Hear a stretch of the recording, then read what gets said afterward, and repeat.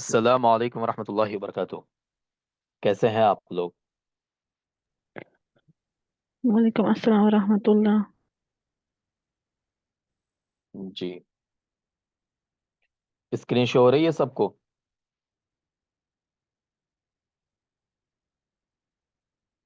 जी बताएं। Screen show हो रही है? जी हो रही है। ठीक है। आज की जो हमारी क्लास है, आज हम कुछ पढ़ेंगे नहीं, बल्कि आज ये इंट्रोडक्शन क्लास है और आज हम डिस्कस करेंगे कि हमारा पढ़ने का पैटर्न क्या होगा। ठीक है। और यूजीसी नेट की तैयारी करने के लिए हम किस तरह से अपने आप को प्रेपर करते हैं, है ना? क्योंकि तैयारी करने के लिए सबसे पहली चीज़ जो है वो है स्ट्रेटेजी। अगर आपके पास स्ट्रेटेजी नहीं है तो आप इतने बड़े कंपेटिटिव लेवल की एग्ज़ाम की तैयारी नहीं कर पाएंगे। ठीक है। चलें, तो आप में से आप लोग सब फर्स्ट टाइम वाले हैं या और कोई हैं जिन्होंने पहले भी एग्ज़ाम दे रखा है? बताएं। किसी ने पहले भी एग्ज़ाम दे रखा है? First time. ठीक है। और लोगों ने पता नहीं क्यों नहीं ज्वाइन की क्लास। खैर, तो आप लोग फर्स्ट टाइम वाले हैं ना? देखें, आप लोगों को पता है कि यूजीसी नेट के अंदर दो पेपर्स होते हैं, paper one and paper two. ठीक है। चूँकि हम स्ट्रेटेजी के बारे में डिस्कस कर रहे हैं कि हमें इस एग्ज़ाम की तैयारी करनी कैसे है। चूँकि एग्ज़ाम कब होता है? जून के महीने में होगा। ये जो बैच है ये जून के महीने वाले एग्ज़ाम के लिए है। जनवरी तकरीबन एंड पे है। ठीक है। तो हमारे पास जो मंथ बचे हुए हैं, फेब, है ना, मार्च, अप्रैल, मई। ठीक है। तो ये 4 महीने हैं, है ना? 4 महीने हमारे पास बचे हुए हैं तकरीबन। इन 4 महीनों में हमें इस एग्ज़ाम की तैयारी करनी है। तो उसके लिए दो पेपर होते हैं एग्ज़ाम में, एक पेपर वन है और दूसरा होता है पेपर टू। ठीक है। पेपर टू जो होता है वो अरबिक का पेपर होगा। चूंकि आप सब अरबिक के स्टूडेंट हैं तो ये अरबिक का होगा, है ना? इस पेपर टू के अंदर टोटल क्वेश्चन कितने होंगे? 100 क्वेश्चंस होंगे। पेपर वन के अंदर कितने क्वेश्चंस होते हैं? पेपर वन जनरल पेपर होता है, इसके अंदर 50 क्वेश्चंस होते हैं टोटल। ठीक है। अब ये जो 50 क्वेश्चंस हैं ये कितने यूनिट में से आएंगे? ये टोटल यूनिट्स कितने हैं? 10 यूनिट्स हैं। 10 यूनिट्स के अंदर से हर यूनिट से आप ये मान के चलें कि हर यूनिट से 5 क्वेश्चन आते हैं पेपर वन के अंदर, है ना? उसमें रिसर्च एप्टीट्यूड है, teaching aptitude, research aptitude, communication.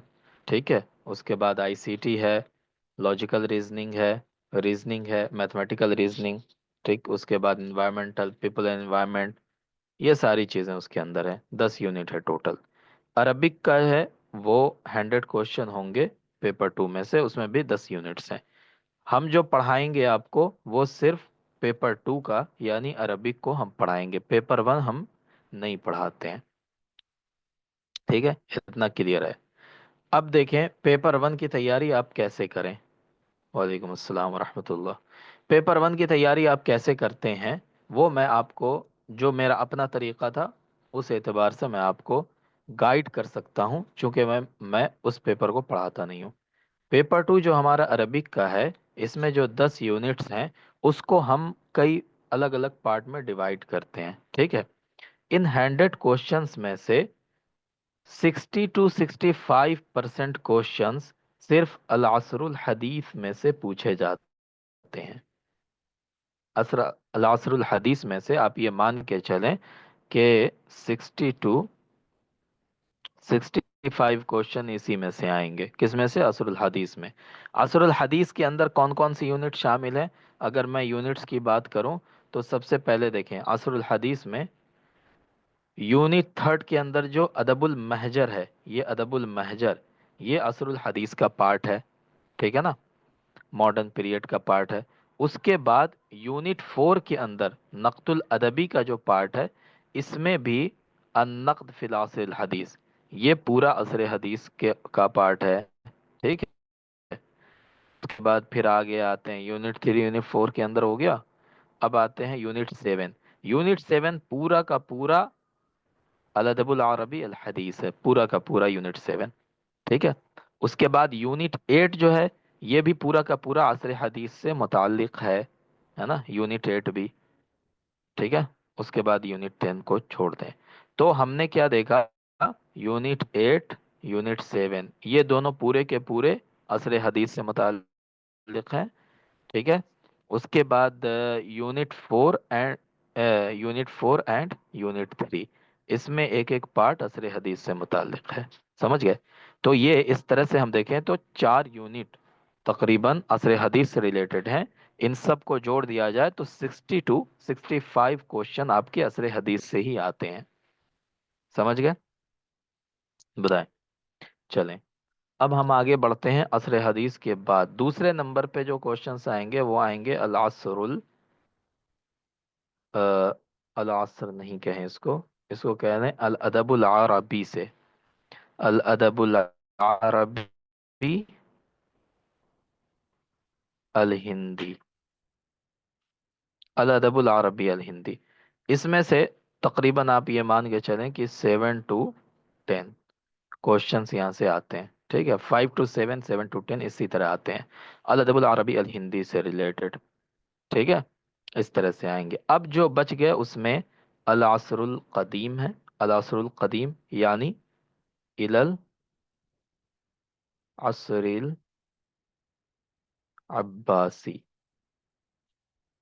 ठीक है। उसके बाद अल असरुल उंदुलुसी, है ना। ये इसके क्वेश्चंस होंगे अल असरुल उंदुलुसी के। तो ये सारे क्वेश्चंस मिला करके आप ये मान के चलें कि 20 तक के क्वेश्चंस इनमें से आते हैं, असुल कदीम अल असरुल उंदुलुसी ये सब लेकर।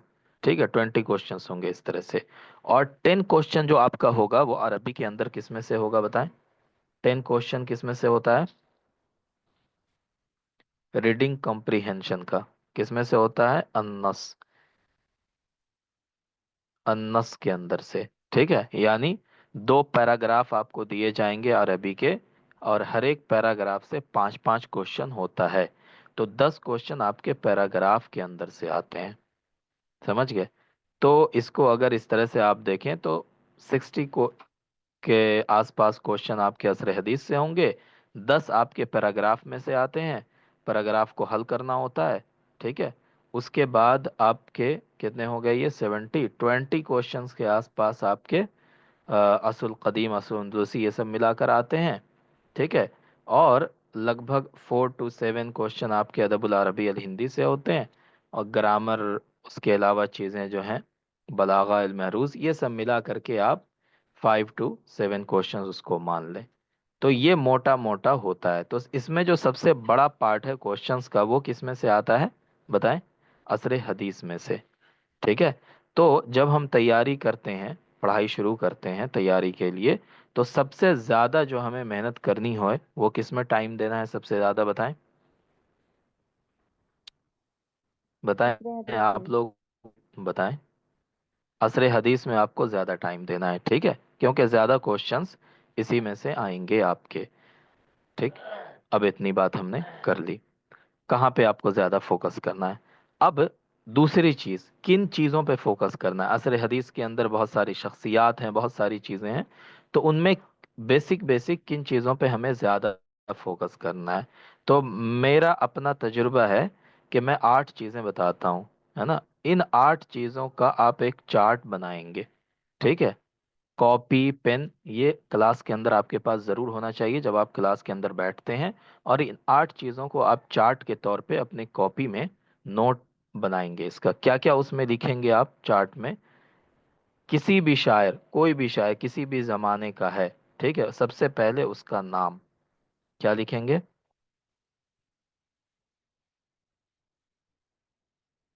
नाम लिखेंगे, है ना। सबसे पहले नाम लिखेंगे। उसके बाद क्या लिखेंगे, लक़ब, है ना। उसके बाद अगर वो असर अब्बासी तक का है, असर जाहिली, असर इस्लामी, असर उमवी, असर अब्बासी, वहां तक का अगर वो है, तो उसकी कुन्नियत भी आपको दिखेगी। इसी तरह जो असर उंदुलुसी में है, उंदुलुस के जो शोरा हैं उनके यहाँ भी कुन्नियत आपको मिलेगी। तो नाम, लक़ब, कुन्नियत। इसी तरह उनका कबीला अगर कदीम है तो उनका कोई ना कोई कबीला होगा। ठीक है ना। ये चीज हो गई, नाम, लक़ब, कुन्नियत, कबीला। कितनी चीजें हो गई? चार चीजें। उसके बाद आप क्या देखेंगे इसमें, उस चार्ट में क्या बनाएंगे? मकामुल विलादा। क्या लिखेंगे? मकामुल विलादा। और क्या लिखेंगे? मकामुल वफात। ये बहुत इंपॉर्टेंट होता है, ठीक है। और क्या? तारीखुल विलादा और तारीखुल वफात। ठीक है। कितनी चीजें हो गई ये टोटल बताएं? कितनी चीजें हो गई जी? 1, 2, 3, 4, 5, 6, 7, 8। ये 8 चीजें हो गई। बताएं जल्दी से। ये 8 चीजें हो गई ना। तो आपको क्या करना है, अपनी कॉपी में जितने भी आपके सिलेबस में लोग हैं, ये 8 चीजें उनकी आपको अपनी कॉपी में चार्ट की तरह बना लेना है। समझ गया? क्या क्या लिखना है उसमें? नाम, लक़ब, कुन्नियत, कबीला, मकामुल विलादा, मकामुल वफात, तारीखुल विलादा, तारीखुल वफात। कोई मुश्किल है इसको बनाना? बताएं। इन चीजों का चार्ट बनाना कोई मुश्किल है? नहीं, कोई नहीं बोलेंगे। ठीक है, मत बोले। इंशाल्लाह बना देंगे तो सर, इन इंशाल्लाह बना देंगे। हाँ, तो इनका चार्ट आप बना लें अपनी कॉपी में। अच्छा, इसमें किस तरह से हमें बनाना है? हर जमाने का अलग अलग करके, यानी असरुल जाहिली का अलग बनाना है हमें, अल असरुल जाहिली इनका अलग, अल असरुल इस्लामी का अलग। ठीक है। उसके बाद अल असरुल उमवी इनका अलग बनाना है। फिर अल असरुल अब्बासी इनका अलग। ठीक है। इसी तरह अल असरुल उंदुलुसी इनका अलग बनाना है ना। और अल असरुल हदीस में जब हम आते हैं तो इसमें बहुत ज़्यादा लोग हैं, तकरीबन 50 के आसपास लोग हैं। तो हम 50 का एक जगह नहीं बनाएंगे, हम क्या करेंगे, इसको 10-10 साल का पीरियड बनाएंगे या 20-20 साल का पीरियड बना करके अलग अलग इसकी तरतीब के साथ लिस्टिंग करेंगे। ठीक है। तरतीब का ख्याल रखना ज़रूरी है, ऐसा नहीं कि सिर्फ हमने जमा कर लिया, नहीं, बल्कि तरतीब से लिस्ट बनाएंगे। तो असरुल हदीस में बहुत ज़्यादा लोग हैं, तो उनमें हम क्या करेंगे, 10-10 लोगों की तरतीब बना लेंगे, 10 या 5। इस तरह ग्रुपिंग करके हम तरतीब से उनकी तारीख़ वफ़ात, तारीख़ पैदाइश, मकाम वफ़ात, मकाम पैदाइश, नाम, लक़ब, कुन्नियत। और असर हदीस में कबीला तो मिलेगा नहीं आपको, तो उसमें आपको जगह, मिस्री कौन है, कौन इराक़ी है, कौन शामी है ना। इस तरह से करके उनको डिवाइड करना है। समझ में आ गई बात? जी। इससे फायदा क्या होता है? ये दिखने में आपको छोटी चीजें लग रही हैं, लेकिन जब आप क्वेश्चन एनालाइज करते हैं तो कहीं ना कहीं से आपको इनमें से कोई ना कोई हिंट हर क्वेश्चन में दिख जाएगा। अगर किसी के भी बारे में क्वेश्चन पूछा जाता है तो इन 8 चीजों में से कुछ ना कुछ हिंट के तौर पे आपको वहां पे नजर आ जाएगा। ठीक है। जब हम क्वेश्चन सॉल्व करेंगे तो हम आपको बताएंगे कि किस तरह ये 8 चीजें अगर आपको पता है तो क्वेश्चन को सॉल्व करने में किस तरह ये चीजें मददगार होती हैं। समझ में आ गई बात? बताएं। जी। तो ये होता है तरीका तैयारी करने का। ठीक है। अब देखें, हम जब पढ़ेंगे तो कैसे पढ़ेंगे। मेरा जो पढ़ाने का तरीका है, हम आपको यूनिट 1 से नहीं पढ़ाएंगे, है ना। यूनिट 1, यूनिट 2, यूनिट 3, ये मेरी तरतीब नहीं होती है पढ़ाने की। मेरी तरतीब क्या होती है, मैं पहले उन चीज़ों को पढ़ाता हूँ जो चीज़ें समझने में मुश्किल होती हैं, जिनको समझाना पड़ता है ज़्यादा। ठीक है। तो ये जो इल्मुल बलागा और इल्म अरूज का चैप्टर है, ये चैप्टर ज़्यादातर लोग जो इसकी तैयारी कर रहे हैं उनमें से अक्सर लोग या तो इसको नहीं पढ़े होते हैं, इस यूनिट को, या अगर पढ़े हुए हैं तो बहुत ज़्यादा उनको ये चैप्टर समझा हुआ नहीं होता है ना। तो सबसे पहले मैं इस चीज़ को कवर करता हूँ ताकि ये चीज़ें आपको समझ में आ जाएं। ठीक है। उसके बाद मेरा जो दूसरी यूनिट होगी वो होगा असर हदीस से रिलेटेड चीज़ें। ठीक है, क्योंकि असर हदीस के क्वेश्चन ज्यादा आते हैं, तो हम असर हदीस को पहले ही पढ़ते हैं ताकि आपके पास उनको रिवीजन करने का टाइम ज्यादा हो, है ना। तो हफ्ते में 5 डेज आपकी क्लासेस होंगी, 5 डेज क्लास करें। 2 दिन जो क्लास नहीं होती है उसमें से आप टेस्ट जो मैं दूंगा आप लोगों को, है ना, उसको आप करेंगे और रिवीजन करेंगे। अपना जो भी आपने हफ्ते भर में पढ़ा उसको रिवीजन करना जरूरी है। जितना क्लास करना जरूरी है उससे ज्यादा जरूरी उसका रिवीजन करना है। ठीक है, समझ में आ रही बात, बताएं। जी। जी। और दूसरी चीज क्या है कि आपको क्लास तो हमारी 1 से 1.5 घंटे की होगी मैक्स टू मैक्स, लेकिन इसके अलावा आपको कम अज कम अपने 5 घंटे देने होंगे। ठीक है, अब ये कैसे आप मैनेज करेंगे? आप सुबह के 2 घंटे कर लें, शाम में 2 घंटे निकाल लें, किसी भी तरह करके 4 से 5 घंटे आपको डेली देने होंगे। तब आपकी ये तैयारी हो पाएगी, है ना, क्योंकि आपके पास 4 महीना है। 4 महीने में आपको नेट का एग्जाम देना है और इसको क्वालिफाई करना है। अगर सिर्फ एग्जाम देने आए हैं कि बस दे देंगे देख लेंगे क्या होता है कैसे होता है, तब तो आप ठीक है जैसे भी पढ़ें। लेकिन अगर आपको एग्जाम क्वालिफाई करना है तो अपने 5 घंटे आपको देने पड़ेंगे। ठीक है, चलें।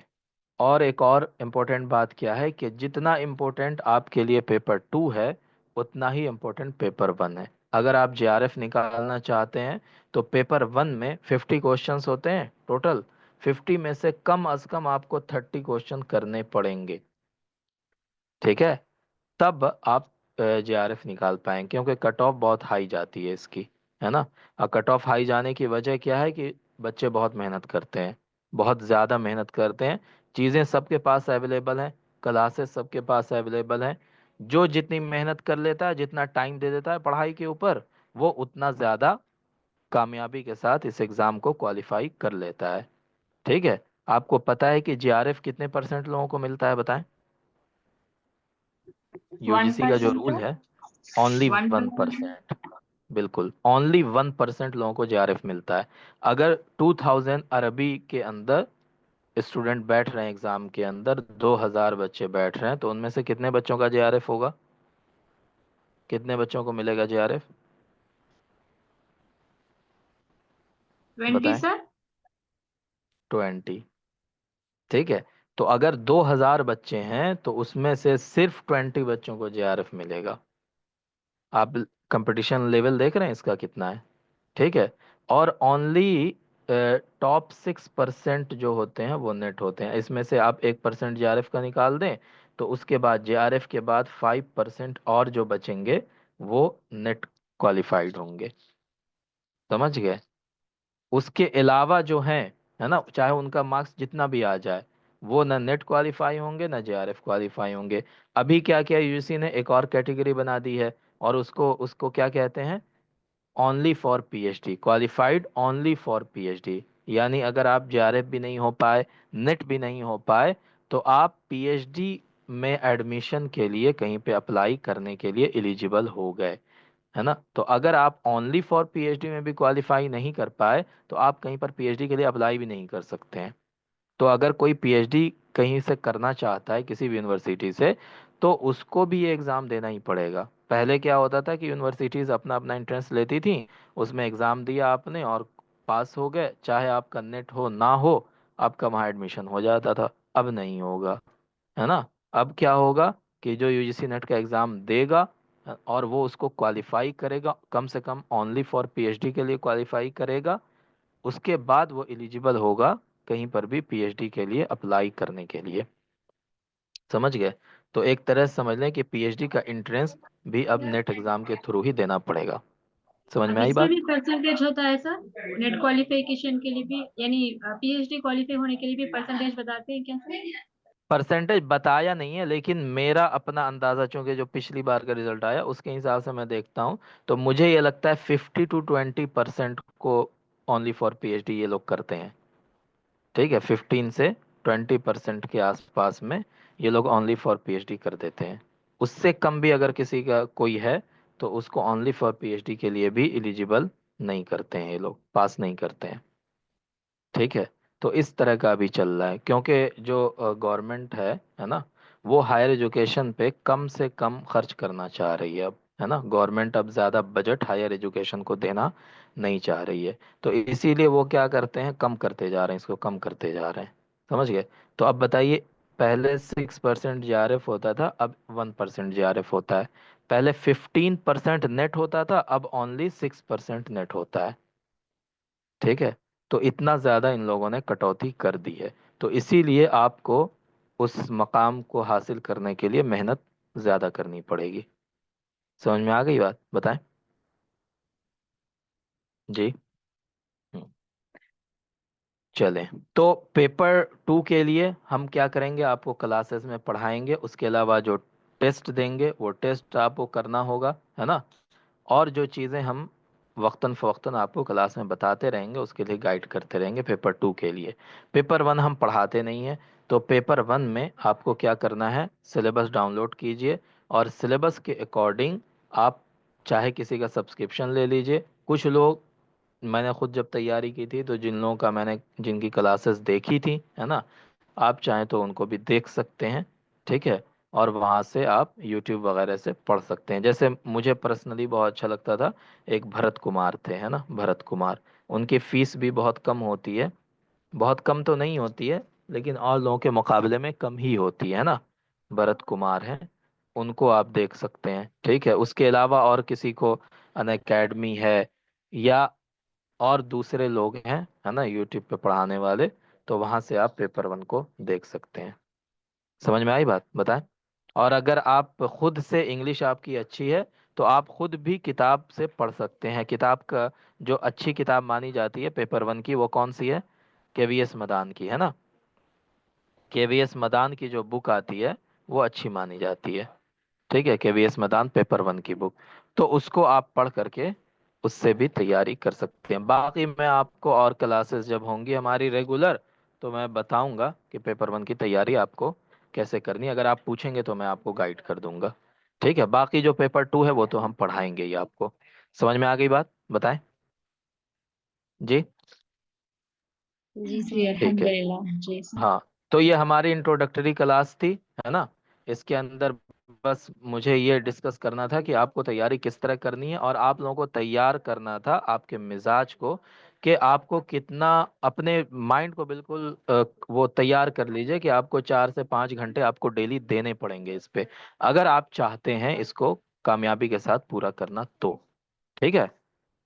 देना पड़ेगा, उससे कम में नहीं हो पाएगा, है ना। क्योंकि सिलेबस बहुत बड़ा है और आपको मेहनत भी ज्यादा करनी पड़ेगी। तो जो आप पढ़ाएंगे उसी की रिवाइज करें काफी, और कहीं से नहीं, मैं आपको उतना इनफ मटेरियल दे दूंगा कि आपको और कहीं से नहीं पढ़ना पड़ेगा, है ना। इतना इनफ मटेरियल अल्हम्दुलिल्लाह हमारे पास है। ठीक है। तो पेपर 2 के लिए बहुत ज्यादा इधर उधर से आपको जाने की जरूरत नहीं है। हाँ, पेपर 1 में आपको खुद से मेहनत करनी पड़ेगी, और अगर आप मुझसे गाइडेंस मांगेंगे तो मैं आपको बता दूंगा कि क्या क्या चीज़ें उसमें कैसे कैसे करनी होती हैं, जो मेरा अपना तजुर्बा है। क्योंकि मैंने भी जब तैयारी की थी, मेरा बैकग्राउंड भी मदरसे का है, मैंने नदवे से फरागत हासिल की, अलीगढ़ गया, JNU गया। तो पेपर 1 में मैं भी ज़ीरो था। ठीक है, कुछ नहीं, बहुत अच्छी इंग्लिश भी नहीं थी, ना मैथ आता था, कुछ नहीं आता था। लेकिन मुझे पता है कि उसको किस तरह से कवर करना है। ठीक है। तो अगर कोई पूछेगा तो मैं बता दूंगा चीज़ों को, है ना, पेपर 1 का। बाकी मैं पेपर 2 को आपको पढ़ाऊंगा। ठीक है। चलें, बेहतर है। तो आप लोग, अगली क्लास हमारी मंडे को होगी, तो आप जब आप क्लास में आए तो आपके पास एक कॉपी होनी चाहिए, है ना। एक कॉपी होनी चाहिए, पेन होना चाहिए, और साथ में लेकर क्लास में बैठिए। क्लास के अंदर जो भी चीजें बताई जाए उसमें जो इम्पोर्टेंट लगे उसको अपनी कॉपी में नोट कीजिए। ठीक है। वो जो आपका अपना बनाया हुआ नोट होगा वो आपको बहुत काम आएगा। कब काम आएगा, जब आप रिवीजन करेंगे, है ना। क्योंकि रिवीजन के टाइम पे आप पूरा पूरा नोट्स पढ़ें बैठ करके तो उससे कोई फायदा नहीं है। वो जो आपने शॉर्ट नोट्स बनाया होगा क्लास करते हुए, वही शॉर्ट नोट्स पढ़ के आपका रिवीजन ज्यादा बेहतर तरीके से हो पाएगा। ठीक है।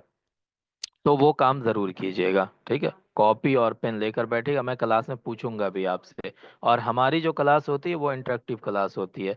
मतलब मैं एक तरफ से बोलता रहा हूँ, आप चुपचाप सुनते रहें, तो ये हमारी क्लास का तरीका नहीं है। ठीक है। तो आपको उसमें प्रेजेंट रह करके हर तरह से इंटरेक्शन के साथ बैठना पड़ेगा। मैं आपसे क्वेश्चन भी करूंगा, मैं पूछूंगा भी, आप आंसर करेंगे। ठीक है। समझ में आ गई बात? बताएं।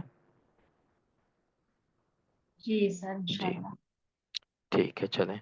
तो फिर इंशाल्लाह मंडे को हम लोग मिलते हैं, और मंडे को हमारी क्लास स्टार्ट हो जाएगी, और हम पढ़ेंगे यूनिट यूनिट 5 से स्टार्ट करेंगे, है ना, इल्मुल बलागा वल अरूज से।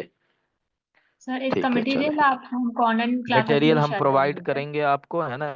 ग्रुप हम अभी बनाएंगे, ग्रुप का लिंक आपको ऐप पे दे देंगे। उससे आप ग्रुप को ज्वाइन कर लीजिएगा, उसी में सारी पीडीएफ मटेरियल्स जो भी होंगी हम उसी ग्रुप में दिया करेंगे। सर ठीक है। क्लासेस भी रिकॉर्ड रहेंगी? हाँ, क्लासेस रिकॉर्डेड, क्लास की रिकॉर्डिंग भी आपको ऐप पे ही मिलेगी, अच्छा। है ना। लेकिन कोशिश कीजिएगा लाइव ज्वाइन करने का, है ना। कोशिश जी ज्यादा जी। ये कीजिएगा कि लाइव क्लास करें। आप कोई मजबूरी हो तो रिकॉर्डिंग देखने के लिए जी। अवेलेबल रहेगा, उसका मसला नहीं है। ठीक है। अस्सलाम वालेकुम रहमतुल्लाहि वबरकातुहू। वालेकुम सलाम रहमतुल्लाहि व बरकातहू। जज़ाकल्लाह।